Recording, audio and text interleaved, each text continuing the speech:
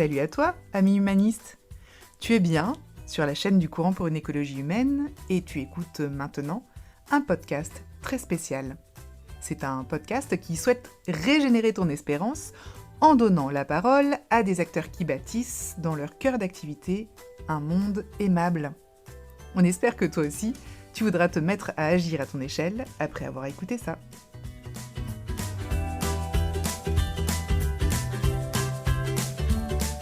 Aujourd'hui, on te propose une intervention qui a eu lieu lors du forum annuel du Courant pour une écologie humaine. En 2025, le thème était « Comment débattre sans se combattre ?» Sujet d'actualité, tu admettras.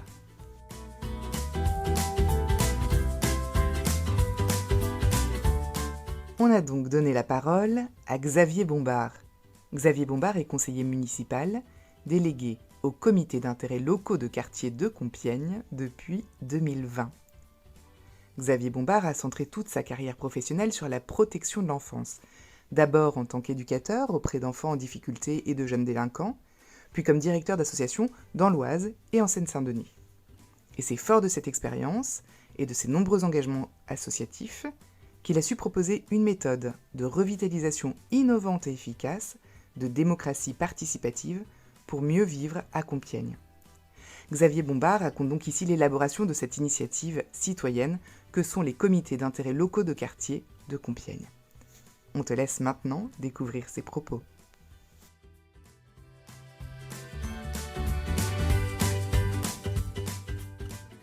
Je vais donc intervenir en scindant mon propos sur trois parties. D'abord, comment on a construit cette affaire de comité d'intérêts locaux de quartier dans Compiègne.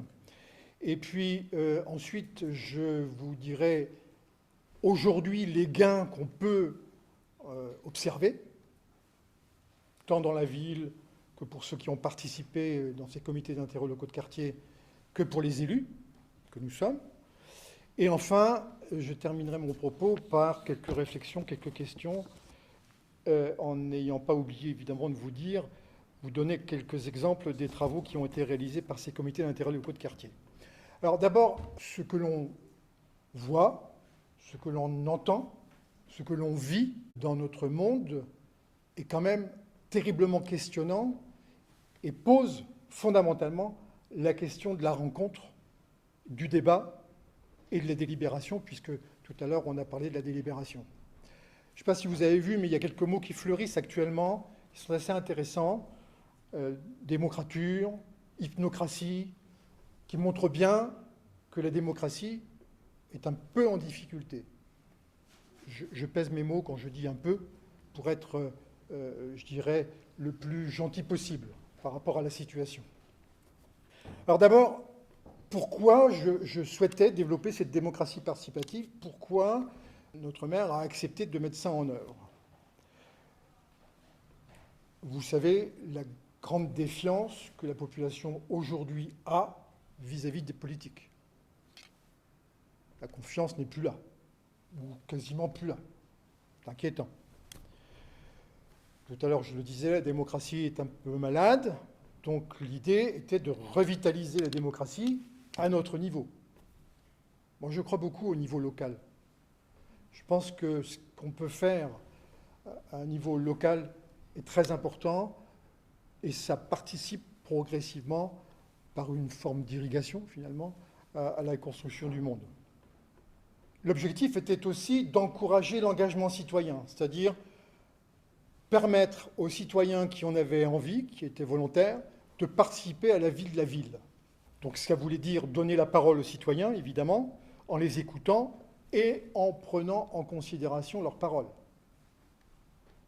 Et vous savez comme moi que ce n'est pas un exercice toujours facile. L'objectif également, c'était d'essayer de mettre en place une espèce de cercle vertueux des relations entre les élus et les habitants, et entre les habitants et les élus. Autre objectif, c'était de permettre aux habitants de se sentir appartenir à une ville, d'être citoyen de la ville, pleinement et complètement. Et puis, d'une certaine manière, ça répondait à la demande des habitants de pouvoir participer un peu plus, effectivement, à la vie de la ville. Donc, fort de ces questions-là, fort de ces objectifs-là, nous avons donc décidé de mettre en place ces comités d'intérêt locaux de quartier. Compiègne, aujourd'hui, c'est 42 000 habitants, c'est à peu près une quinzaine de quartiers. Et donc, il s'agissait évidemment de ne pas partir sur 15 comités, mais d'essayer de voir comment on pouvait avoir une dimension suffisante pour pouvoir les animer, les coordonner, les mettre en place et les faire vivre. Donc nous sommes revenus gentiment à mettre en place 6 comités d'intérêt locaux de quartier. En sachant que l'obligation de la démocratie participative ne nous est pas imposable à Compiègne, puisque la loi oblige, au-delà de 80 000 habitants, effectivement, à mettre en place un processus de démocratie participative. Alors, évidemment, une fois qu'on avait à peu près le cadre et les objectifs, comment on pouvait structurer l'affaire? Il fallait donc mettre en place les comités, il fallait structurer l'ensemble et mettre en place une animation de façon à ce que ça fonctionne. Ça permettait d'enrichir le débat public, bien évidemment. Ça permettait aussi, et c'est très important, de mettre du collectif dans les décisions. Parce qu'on sait très bien qu'il y a des citoyens qui, pour un besoin sur son petit trottoir, envoient un courrier, envoient un mail, fait une demande, et puis hop, il y a une réaction de l'administration ou des services de la mairie. Là, l'idée, c'était aussi de mettre du collectif dans des propositions qu'on pourrait faire. Et puis, c'était aussi de rendre évidemment lisible et visible ce qui se faisait. Alors, sur quel principe on a mis en place cette affaire? D'abord, des principes éthiques. Pas de discrimination. Évidemment, l'obligation de respect de l'autre. De la transparence. C'est-à-dire qu'il faut que la circulation de l'information fonctionne bien, dans un sens comme dans l'autre. Une amélioration continue de la démarche, en permanence, avec une obligation de s'interroger à la fois à la fin de chaque année, mais aussi parfois à la fin de chaque dossier travaillé, puisque je reviendrai sur la question des dossiers. Des débats hors des enjeux politiciens. En d'autres termes, je vais être tout à fait précis, on ne vient pas dans ces groupes de travail et ces comités d'intérêt locaux de quartier pour critiquer la mairie. Ce n'est pas ça l'objet. On vient pour construire ensemble, pour l'ensemble de la ville. C'est ce que j'appellerais, moi, à mon niveau, et au niveau de ces comités d'intérêt locaux de quartier, le bien commun. Ça veut dire aussi, évidemment, faire confiance aux élus, mais aussi, pour les élus, faire confiance aux habitants. Admettre, pour nous élus, que nous n'avons pas, nous, la solution, et que peut-être les citoyens, par leur savoir-faire de citoyens, leur expertise de citoyens, savent peut-être mieux que les élus ce dont ils ont besoin ou ce qui est bon pour la ville. Alors, quel rôle on a attribué à ces comités d'intérêt locaux de quartier? Un rôle d'information, un rôle évidemment d'expression, un rôle important qui va avoir son impact au fur et à mesure des années depuis qu'on a mis ça en place, c'est-à-dire en début 2021, puisque, comme vous le savez, 2020, Covid. Peser sur la décision, c'est important, c'est-à-dire que le sujet qu'on aborde, les propositions qu'on formule ne sont pas obligatoirement retenues. En revanche, le fait de les aborder fait bouger l'ensemble du processus de décision et conduit à une décision du politique. Sur quoi? Sur les aménagements d'espaces publics, sur l'environnement et sur la voirie, sur les actions de citoyenneté, sur la culture. Je vous donnerai quelques exemples sur ces 4 registres-là sur lesquels les comités ont travaillé. Par parenthèse, depuis 2021, c'est à peu près 60 dossiers qui ont été produits par les comités d'intérêt locaux de quartier dans la ville. Donc, ça passe par la consultation, ça passe par la proposition, ça passe par la co-construction. En d'autres termes, soit les comités d'intérêt locaux de quartier ont la possibilité eux-mêmes de dire « voilà le sujet sur lequel je souhaite travailler », et ils travaillent dessus, ils ont la liberté de prendre cette décision, soit la mairie, par l'intermédiaire des élus ou par l'intermédiaire du maire, demande sur un sujet de se mettre au travail et de faire des propositions. Et puis la co-construction, c'est lorsqu'un dossier est abouti, lorsqu'il est décidé de le mettre en œuvre, eh bien, effectivement, il y a une espèce de suivi par les comités du dossier avec les services. Et je reviendrai aussi sur la relation avec les services, c'est important. Alors, comment ont été composés ces comités? Vous pouvez bien imaginer que si on veut qu'il y ait du débat, un débat constructif, apaisé, tranquille, mais en même temps qui permette effectivement de produire des idées intéressantes et des propositions intéressantes, nous avons pensé qu'il ne fallait pas être trop nombreux. On s'est dit, on part avec une idée d'une vingtaine par comité de personnes.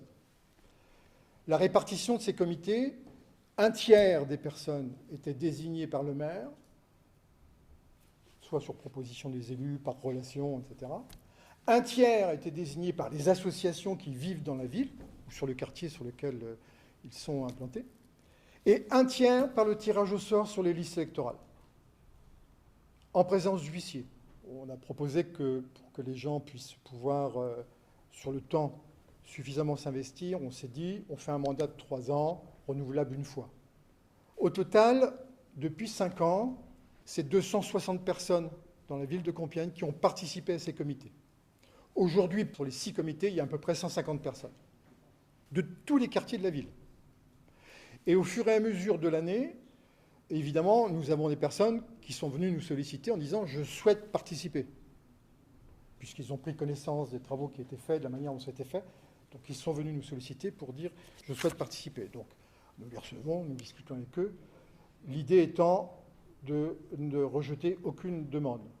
Et seules, je peux vous le dire de manière très transparente, les seules personnes qu'on a refusées, c'était des personnes qui étaient politiquement trop étiquetées, publiques. Parce que notre crainte, c'était justement que ça introduise du débat politicien dont nous ne voulions pas sur le plan de la construction du travail. Bien évidemment, l'engagement est bénévole. Chaque comité est animé par une équipe d'animation, c'est-à-dire 2, 3, 4 personnes selon les comités, que le comité a désigné sur la base d'un volontariat au point de départ.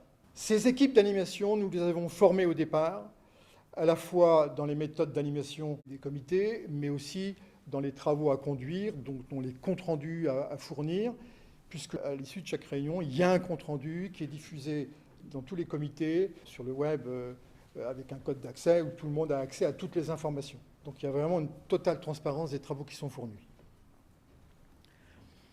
Les réunions sont mensuelles, pas trop longues, 1h30, 2 heures maximum. Toutes les réunions, grosso modo, ont lieu souvent en soirée, à partir de 18h. Donc, je le disais, un compte-rendu à l'issue de chaque réunion, un appui méthodologique donc, pour les équipes d'animation. Et puis, évidemment, 6 comités, ça veut dire une coordination et une animation des 6 comités. Donc ça, c'est le rôle des élus. Et donc, régulièrement, nous réunissons les équipes d'animation et nous faisons le point sur les travaux, nous faisons le point sur les animations, comment elles se passent. C'est-à-dire qu'on recueille de la part des équipes d'animation les émotions qu'ils peuvent avoir, les questions qu'ils peuvent se poser par rapport aux difficultés qu'ils peuvent rencontrer. Et puis, évidemment, on se projette et on construit des choses pour l'avenir de manière plus transversale. Au-delà de ces réunions régulières des équipes d'animation, il y a ce qu'on appelle, nous, un forum. C'est-à-dire, chaque année, les 6 comités exposent sur le parvis de l'hôtel de ville tous les travaux qui ont été accomplis. Alors, travaux de réflexion, les dossiers qui ont été construits, mais aussi, pour certains, les réalisations que ça a provoquées. Donc, dans un échange avec la population, pour pouvoir montrer ce qui s'est fait, et puis pour pouvoir éventuellement répondre à des questions que la population peut avoir. Le lien avec les élus. Alors, dans chaque quartier, il y a des élus délégués de quartier. Donc ces élus délégués de quartier participent à ces réunions. Mais la place des élus est très claire. L'élu est là comme une ressource. L'élu est là pour être à l'écoute. L'élu est là pour apporter éventuellement des informations utiles au débat. Mais l'élu ne pilote pas le débat. C'est vraiment l'équipe d'animation qui a la charge de piloter le débat. Ensuite, une fois que chacun des comités ayant travaillé sur un dossier produit son dossier, et je peux témoigner ici de la qualité d'expertise parfois de certains dossiers, parce que vous pouvez bien imaginer que sur 20, 25, 30 personnes dans un comité, il y a différentes compétences qui sont là présentes. Il y a des dossiers qui ont valeur d'expertise technique que les services de la mairie parfois ont envié. Vraiment des dossiers de très très grande qualité.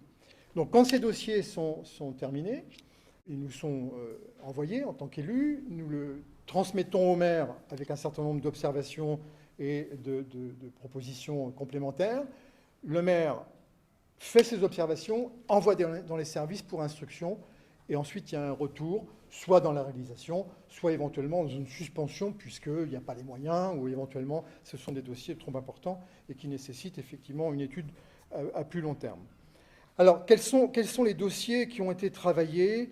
Alors, je vais nommer déjà 2 dossiers importants qui ont été travaillés avec la méthode patte miroir. C'est-à-dire qu'à un moment donné, pour certains sujets, il nous a semblé effectivement que d'utiliser une méthode un peu plus élaborée, peut-être que celle que nous proposions finalement, était intéressante. Et donc, nous avons fait appel effectivement à l'équipe de Gilles Le Cardinal pour venir nous aider à réfléchir, par exemple, sur l'aménagement des berges de l'Oise. Les berges de l'Oise, à Compiègne, c'est à peu près 6 km. Alors, certaines parties, évidemment, ne sont pas à aménager, elles sont déjà suffisamment aménagées, mais par contre, pour d'autres qui longent notamment la ville, il y a des choses à faire, et donc les citoyens pensent qu'on peut faire mieux et qu'on peut aménager ces berges d'une façon un peu différente. Nous avons fait appel à cette méthode-là aussi pour travailler sur la politique jeunesse de la ville, considérant que, ça c'était donc la parole des citoyens, les adolescents dans la ville, il y avait peut-être quelque chose à faire de plus ou de mieux ou de différent. Ça aboutit à la mise en place d'un conseil des jeunes, avec les enfants qui aujourd'hui sont en classe de 5e, dans une première expérimentation, et qui devrait déboucher, j'espère, en tout cas sur quelque chose de beaucoup plus large ensuite, si les choses fonctionnent bien.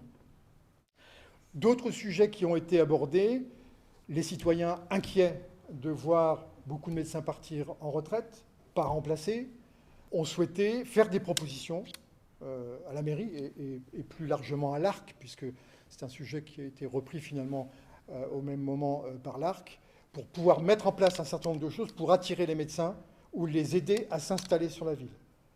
Il y a eu donc tout un travail qui a été fait par l'ensemble des comités sur ce sujet-là et qui a abondé sur les différents dispositifs qui sont aujourd'hui en place, qui ont été votés par l'ARC il y a maintenant, je crois, de mémoire, 2 ans et demi.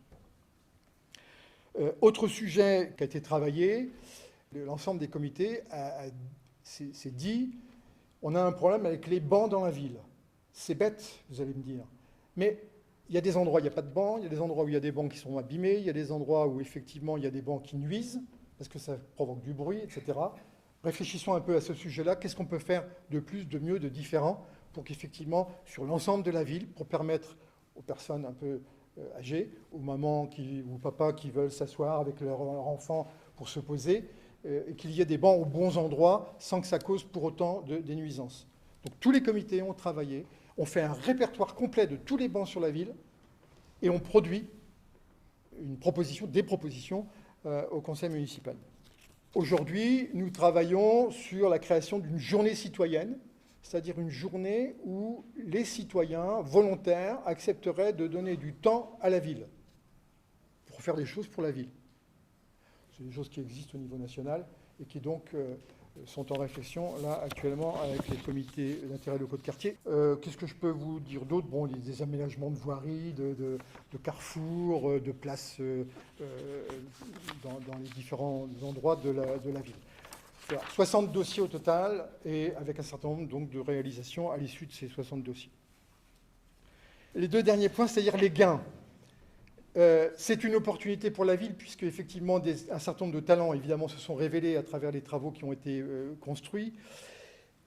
On parvient, me semble-t-il, à un meilleur équilibre entre démocratie participative et démocratie représentative, parce que ce n'est pas la même chose, n'est-ce pas ? Il y a un travail évidemment qui s'est fait entre les citoyens et les services de la ville. Ça, c'est quelque chose qui a beaucoup progressé, parce qu'au départ, les services évidemment pouvaient regarder la création de ces comités d'intérêt locaux de quartier comme des empêcheurs de tourner en rond, on va dire comme ça. Hein. Je crois qu'on peut dire aussi que ça a permis aux citoyens, un bon nombre de citoyens, de découvrir la ville. Parce qu'il y a des rencontres de tout le monde à un moment donné, et donc on découvre l'ensemble de sa ville. Beaucoup de citoyens restent dans leur quartier et ne vont pas dans les autres quartiers. Et ça, c'est important aussi de faire un peu unité. Voilà, quelques questions, quelques réflexions que tout cela m'apporte. D'abord, je pense qu'il est important de pouvoir définir le bien commun qui réunit avant de débattre. C'est ça qui va permettre effectivement, en se tournant ensemble vers le bien commun, c'est-à-dire le bien qui finalement dépasse chacun, mais permet à chacun de se retrouver dedans, de pouvoir effectivement débattre sans obligatoirement se combattre. Il est important d'avoir un pilotage admis par tout le monde, avec des règles admises par tout le monde, bien posées, bien claires et transparentes. Je pense qu'il faut admettre l'idée d'une coopération conflictuelle, c'est-à-dire qu'à un moment donné, chacun est unique, je crois que ça a été dit tout à l'heure, chacun est différent, mais on peut se retrouver, même si à un moment donné, ça passe par de la conflictualité dans le débat. Et donc il faut admettre cette idée de conflictualité et avancer avec. Ça ne veut pas dire qu'on est dans l'affrontement, ça veut dire qu'on est dans la confrontation des points de vue, ce qui n'est pas du tout la même chose. Je terminerai par ceci, et je ne vous ai pas tout dit parce que j'ai encore plein de choses, mais une petite pointe d'humour de temps en temps dans les débats, ça fait beaucoup de bien.